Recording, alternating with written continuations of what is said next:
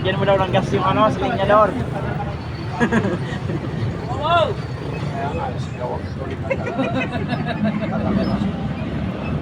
Lagyan mo konting gas yan. Upang masigaw, sa kabilang nagkakaroon ko pa, oh. Ang dami ng mga balon dito, dumagdag pa.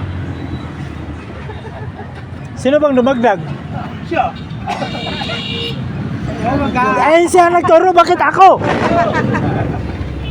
Siya ang nagturo, bakit ako? Nagtatanong lang yung tao eh.